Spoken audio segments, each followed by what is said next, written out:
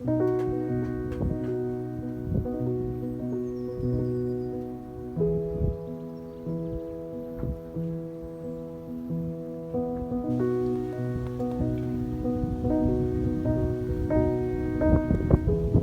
it's Wednesday morning and the sun's back out again, but we've had torrential rain all night. The plots really benefited from it though. We're up here this morning, the sun's out, and the green is so much more vibrant than it has been. Everything's looking really fantastic. Because we've got this forecast of rain for most of the week, so rain and sun. I'm going to take today to sow some seeds. We've got some wildflower seeds to put alongside the polytunnel. And also I'm just going to fill up a lot. We've got a lot of holes in the grass paths, so I'm just going to fill them in a bit today. I did actually sow some grass seed between these beds about a month ago, but I don't know if you can see that they are in lines like I've sown them in drills. It wasn't the look I was going for. That is because I used this tool to rough up the ground when it was really, really rock hard. So learnt my lesson from that. I am going to use this tool again because it's the best one I've got really, but I'm going to do it in a crosshatch shape, so hopefully that will stop my grass being stripy. The ground is so soft now we've had all that rain for 24 hours. It's going to be perfect for the grass seed. This is just a standard mixed seed that I picked up from the garden centre just before lockdown. So the flower mix that I'm going to sow today, I was very, very kindly given by a company called Pictorial Meadows at the Garden Media event at the beginning of March. I've actually already sown this particular mix, Candy, along the side of the pond. So we did weed all this area before we sowed it, but I don't think it was particularly thorough because we've got a lot of poppies coming up here which I don't think are the ones from the mix, but I'm sure it will be absolutely fine. Once the rest of the seedlings, once they come up a bit and they're a bit more identifiable, I will weed out anything that I can clearly see as a weed. But that should look stunning along the side of the pond. The one I'm going to be sowing today is this pastel mix. It's going to go along the side of the polytunnel. I'm also going to throw in a couple of these fantastic black cornflowers that I love. I sowed some earlier into modules, I'm just going to bung them in as well.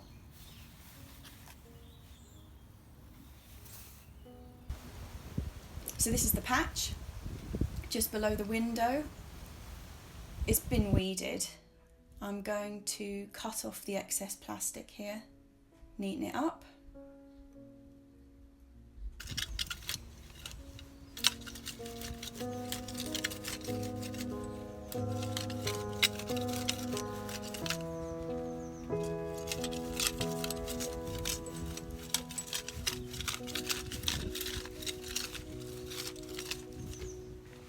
I'm just going to sow the seed in here.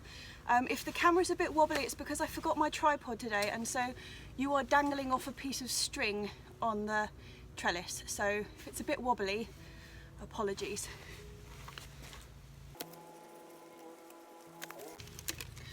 First thing I'm going to do is put in the pre-sown cornflowers. There's just 6 little plugs of them. I'll just dot them around in the centre.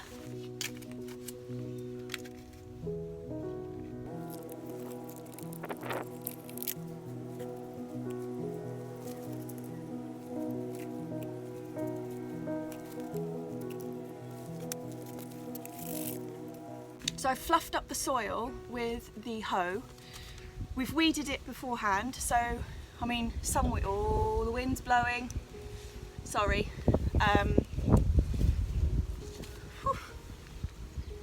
So there will be some weeds in here, but we're just going to have to go with it. So that's the way it goes. So I'm just going to throw these on the ground now.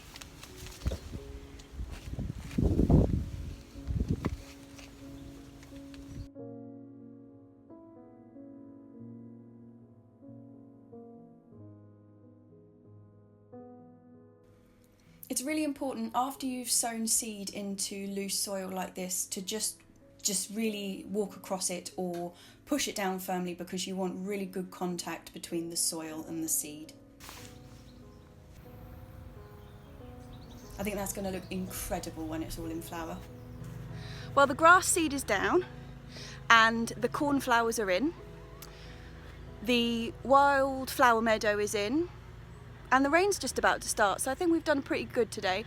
The only other thing that I've got to do is pick a load of chard because I am going to be making a chard lasagna for dinner tonight, which is a thing of absolute joy. I'll put the recipe on my blog, which I will link below, but it is really, really fine. I know a lot of people are a bit iffy about chard, but one of the main things I learned is that if you treat it like two different vegetables, it's vastly improved. So the stems and the leaves, treat them completely differently and don't eat them together, then it's really wonderful. But anyway, I'm going to go and pick that now, and I will put the link to the recipe. This is a mix of chard and American spinach and a bit of bietta that we overwintered under this cloche.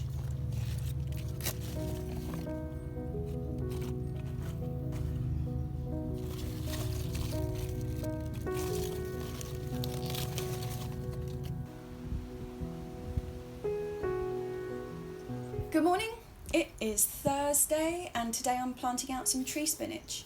We've got 10 plants. I'm going to plant 5 of them here, which is a really sunny spot, put them under a cloche. The other 5 I'm going to harden off in the cold frame for about a week, and then I'm going to plant them in a shadier spot that's higher up on the plot.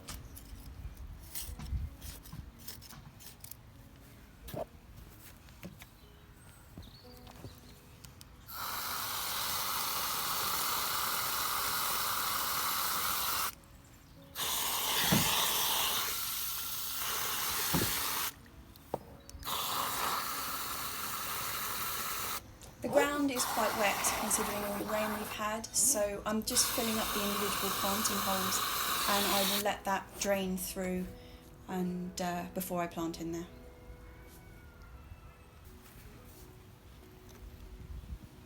And here they are. These are the 5 tree spinaches that are going in this sunny bed. They're such pretty little seedlings. I'm really enjoying them. So this is a plant that gets to about 4 foot tall. You harvest the young tender leaves and use them like spinach.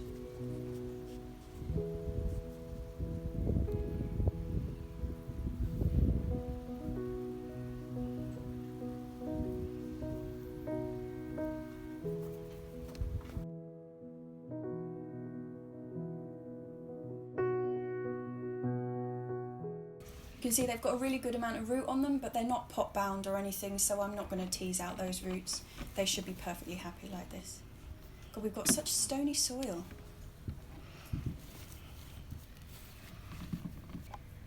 So there they are, the 5 of them.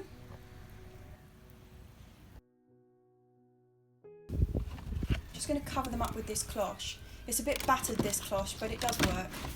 We normally use it to keep the chickens off the sorrel. And I'll just peg it down to stop it blowing away in the wind.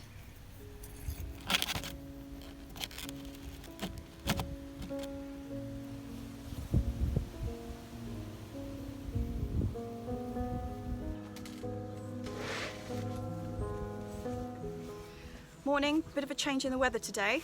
We're kind of alternating between bright sunshine and rain and cold and showers and then a gust of wind, the whole shebang.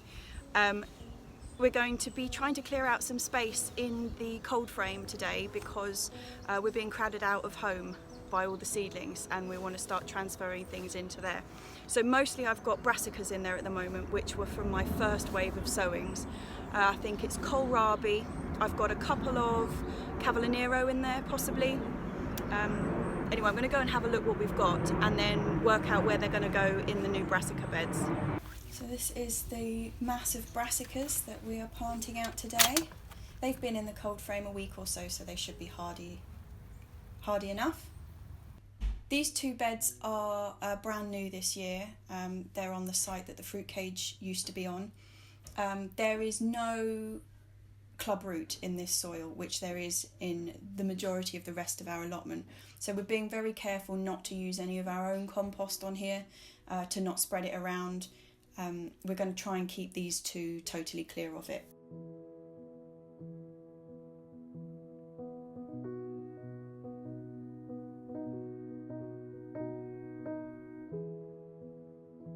So all the plants have got a bit jumbled up in the cold frame, so I'm just going to sort them back out into their types. These are the kohlrabi. This one's had a run-in with a slug.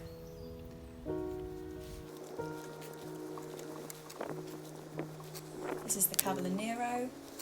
There's some tree cabbages, and I've also got greyhound spring cabbages.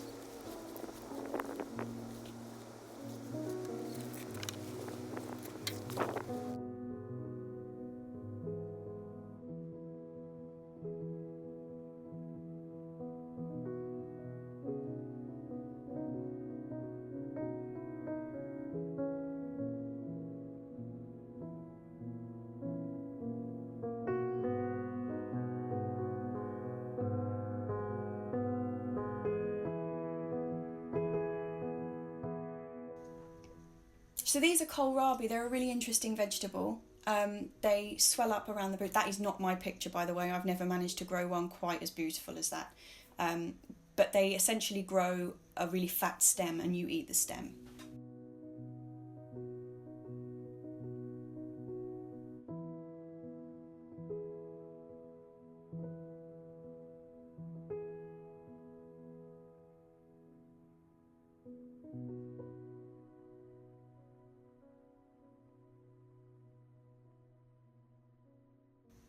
Next to go in is the greyhound spring cabbages. I have quite a lot of trouble growing big sized cabbages, and they're in the ground for such a long time. I find these spring cabbages heart up with a lot less persuasion than the big boys need.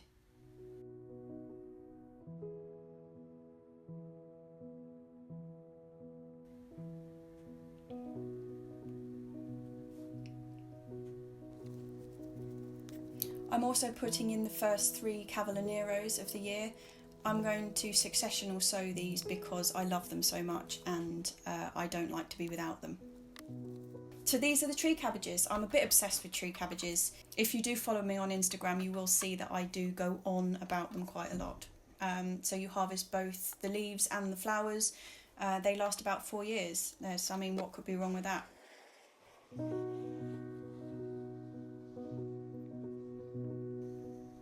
I'm just putting these loops over because firstly the brassicas need to be covered because pigeons absolutely love them, and they can completely destroy a bed of plants in an hour. The other thing, I'm using butterfly netting to cover them because the cabbage whites will lay their caterpillars in there, and they too can completely decimate a crop. Last year we were literally picking them off by the 100. It was just ridiculous, really.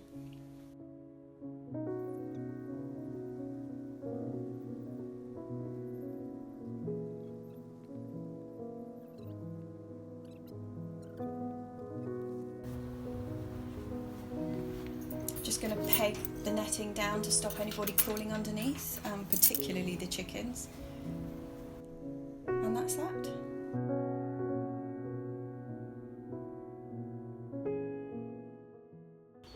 Well, they're in. First brassicas of the year. It's pretty exciting. Now we've just got to eat the old ones.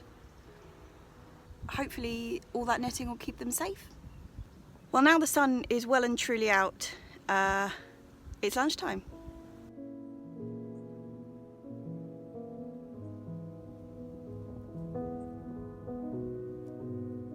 Morning. I don't know what all this talk about a whole week of rain was. I mean, look at the sky, it's absolutely glorious out here. It's Saturday morning and I am going to be clearing out one of the beds today of some leeks that have started to bolt. The really hot weather we had in April has just done for them. So they're a variety called Musselburgh, and I'm just going to prep them and freeze them ready for eating for the rest of the year, really. You saw that I had the seedlings going. Sorry, somebody's using a strimmer. I have already put the first lot in of the same variety, Musselburgh, ready for the next lot. So we'll just eat these in the meantime and we should be okay for leeks. Right, let's go and have a look at these leeks. They are under the EnviroMesh to stop the allium leaf miner getting in, and it's been really, really successful this year. if you've ever had a problem with it, I really recommend this mesh.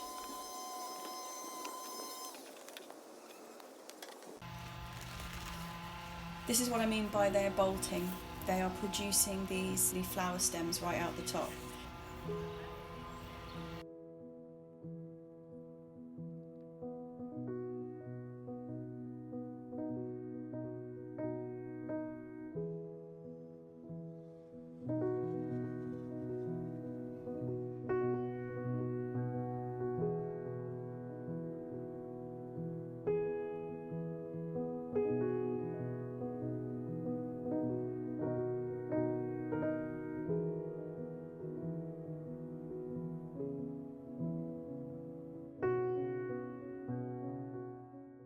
One of the things about growing your own is that you do find yourself doing a lot of vegetable prep. Particularly if you've got a glut, you want to find ways of preserving them so you can use them when you don't have that particular vegetable around. And I find leeks really good for this. First thing I'm going to do is just rinse off as much of the dirt as I can and snip off the roots. I tend to use scissors to snip off the roots because you can get the roots cleanly off, but you don't break the end of the bulb.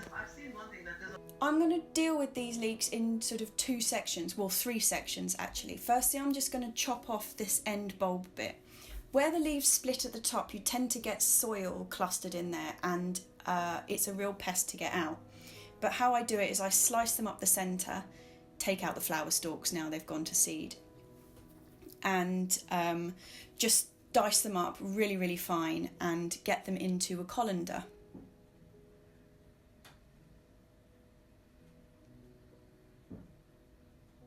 What you're trying to do by slicing them up there is break that loop, because the soil gets stuck in the loop and then you can't get rid.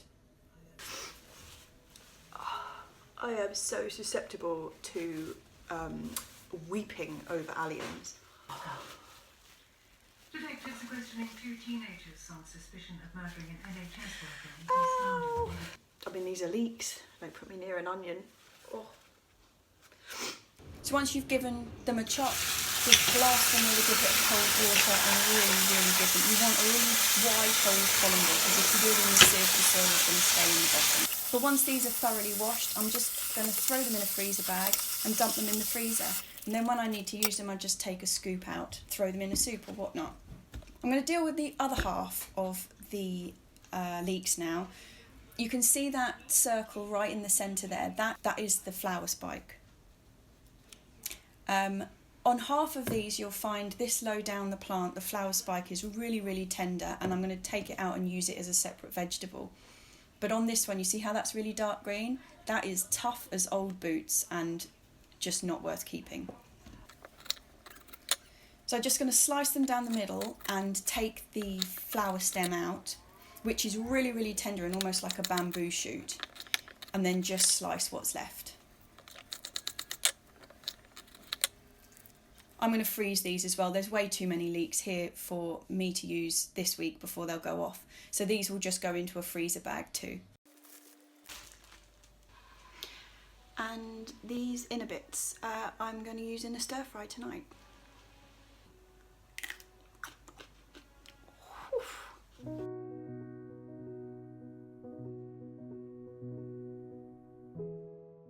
So I posted earlier in the week on Instagram that my broad beans were really stunted in growth and flowering already, which is a real bugger, but sort of across the board, a lot of people who have spring sown their broad beans have had the same issue, and I am guessing that's because we had the really unseasonably hot April. So that's really done for them. I mean, they're only about yay high and flowering. But when I was up here earlier in the week, I noticed that something else is happening to the beans as well, which is not something that I recognised. They're sort of growing, their leaves are curling, and it looks more like sort of coral than a broad bean. So I thought it looked like a virus, but I've been looking around and can't find anything that's a virus that looks like that. And the only thing that's sort of around is bean mosaic virus, and it's definitely not that. Unfortunately, from research, it looks like the horse manure that we have put all over the beds this year At least the batch that I put on the broad beans has got aminopyride in it, which is a herbicide that most likely will have been introduced to it by it being sprayed on the hay that was then given to the horses to eat. Obviously it's come out the other side, still intact and bagged up and put on my bed. So unfortunately, although it doesn't do the horse any harm supposedly, it does my beans a lot of harm because it's a herbicide. It's designed to kill plants. From what I've read, the things that are most susceptible to it are legumes, so that's your beans and your peas, and also the solanums, which is the potatoes and tomatoes. Touch wood, the potatoes, which also had it spread across, are looking really, really healthy. Now, because the manure that we get in is bagged and not just kind of like a one ton or dumped in a pile, we've got no idea whether it was just one bag or half the bags came from an area that had the chemical in it, or all of them had. But so far it looks like it's just the broad beans which were affected. But I know they're a bit of a warning plant because they are so quickly affected. In the same bed as them though, I have got the tall telephone peas and the mange too, and they haven't been in much less time than the broad beans and they look absolutely fine. So right now I don't know whether my broad beans are just an early warning and it's all going to kick off, or whether they are just more susceptible and it's really only going to affect them disastrously. The chemical does break down, so having put it in the soil, it's not like contaminated soil forever, but it's broken down by soil microbes. Now, this is the first year that we've gone really trying not to dig in the compost and just like layering it on top. Normally we would put the compost in and then hoe through it so it has a mix, and that's going to have broken down anything that was in there much faster. So I don't know whether there's often this in the compost and just previous years it's been sort of nullified by being mixed in with the rest of our soil, or whether this is a new thing. So basically I'm pretty unsure, but that's what's happening to the broad beans, and unfortunately I don't think we're going to be having broad beans with butter and garlic for this season, which is a real shame. I am going to plant some more. It's really, really late to do so, but may as well. These aren't going anywhere.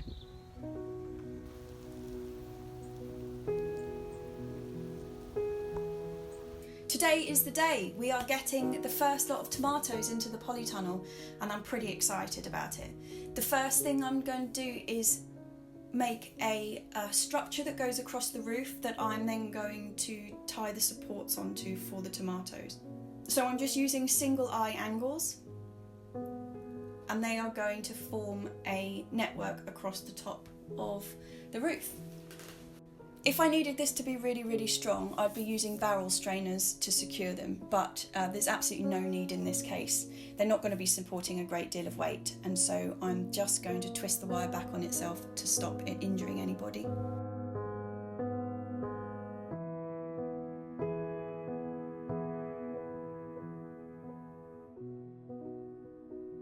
The structure is going to be in a U shape, and where the two wires cross, I'm just putting a little circle of wire to hold them in place.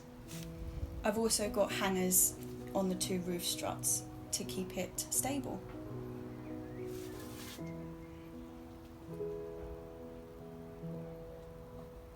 So I've laid out 16 tomatoes across the back underneath that wire structure that I've put in.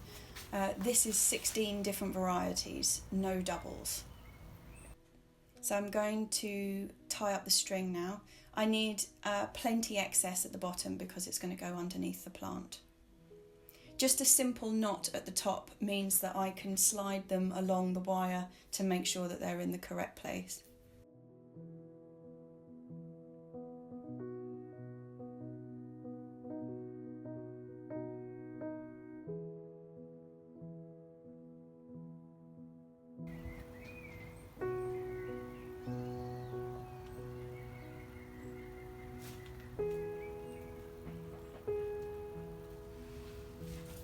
I'm just going to dig the hole for the tomato and grind up the rest of this excess and plonk it in the bottom of the pot.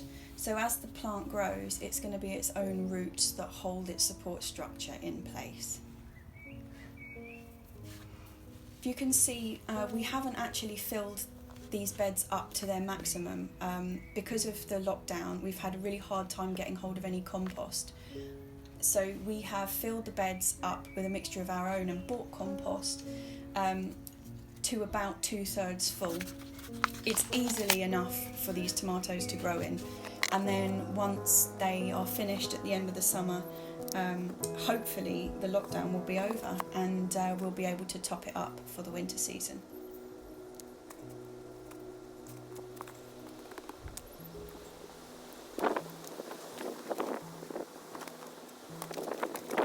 So this is how I tie in my tomatoes and things like peas and beans to stop any damage to the plant, but hold them securely. If you do a single loop around both plant and the support, and then loop it back between the two, you can then tie this section on really tightly so it's not going to move, but your plant has got ample room at the back. So we've now got 16 different tomato varieties in the polytunnel. I'm going to give these a really good soak and tie up the rest of them, and we're done. Well, I'm pretty excited about having got the tomatoes in the polytunnel. Like I said, there's 16 in there, 16 different varieties, which is quite exciting. And we've actually got another 12 or 13 still in the conservatory that I need to pot up into bigger pots because they're going to go outside. We've never grown tomatoes outside seriously before. But last year I took a load of cuttings of our tomatoes and grew them on and then didn't have anywhere to put them, so I just stuck them in the end of a bed. And even though they were so far behind in terms of just like they were only this big when the others were producing tomatoes, the ones in the polytunnel, they did so well. Like even the big ones like the Black Russians really did produce like big old tomatoes. So this year we're intentionally putting some in which were sown at the same time as the ones in the polytunnel. So that's quite exciting. Like I say, Black Russian are going out there. I've got a couple of Vints which were from saved seed, and also a variety called Outdoor Girl, which I'm assuming is going to do all right outdoors. If we have a good summer, which is what it all depends on really, isn't it? But other than that, what happened this week? Oh, it was a bummer about the broad beans. That really was a bastard. But I am going to sow some more. I found I've got half a packet of Sutton's Dwarf in there, so I'm going to put them in this afternoon probably, which will be the first video for next week's vlog. Yeah, that's about it for this week then. I don't know what they were talking about with the weather forecast. We had like one day of torrential rain. All the rest of the days have been, yeah, we've had showers, but not like doom and gloom like the forecast was. So yeah, what a load of nonsense that was. Anyway, if you enjoyed the video, do subscribe. Coming out every Tuesday afternoon, just a bit of a summary of what I've been doing in the week. If you've got any questions, drop me a note below, and in the meantime I will see you over on Instagram. God, the wind's getting up now.